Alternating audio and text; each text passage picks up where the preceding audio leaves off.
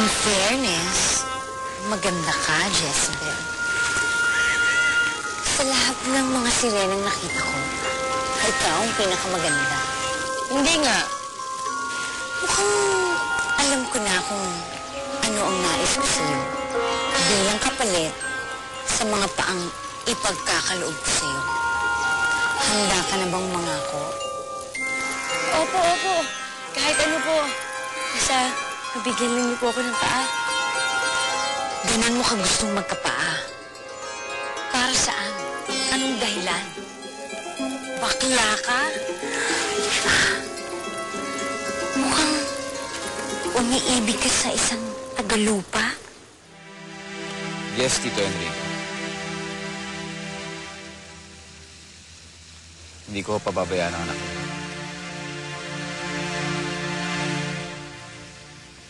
Okay. Okay, Tito. Bye-bye.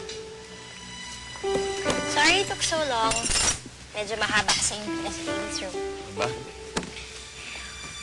As I was saying, I really enjoyed my vacation in the States. Sobrang dami ko nagawa doon. Like, I was able to watch a few musicals. And then nakanood din ako ng isang fashion show. How about you? Ko? I heard pumunta ka doon sa beach house ninyo? Yeah.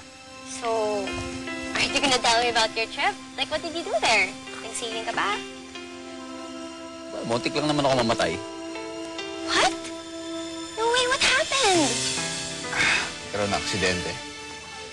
Nalaglag ako sa boat. Well, muntik ako malunod. Oh. So, paano ka nakaligtas? May nagsagip sa akin. Really, sino? Ito, ang mahiwagang kwintas na magbibigay sa'yo ng ninanais mong mga paa. Meron ka pang panahon para magbago ang isip mo. Isa, dalawa, tatlo. Buo na po ang loob ko. Gusto ko po talaga maging tao. Yung mga mangista. Yeah, mga mangista. Okay. Baby, you see, I told you kasi kung nag-extend ka lang with me in the States, hindi sana yung nangyari sa'yo, di ba? Oh, change topic. Oh, you remember my friend Andrew? Yung basing friend ko from way back. Nakita ko siya sa States. And then, he told me na if ever gusto ko daw mag-model sa States, may chance daw ako.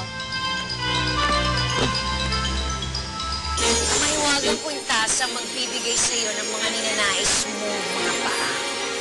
Pag sinuot mo ang kwintas, wala ka ng buntot. Handa ka na bang talikuran ang iyong pagiging sirena? May pagkakataong ka pa para magbagong isip mo. Isa, dalawa, tatlo. Time's up.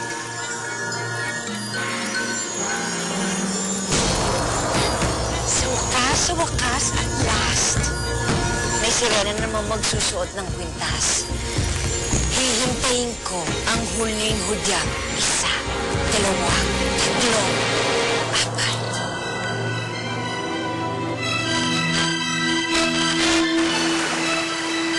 Jezebel!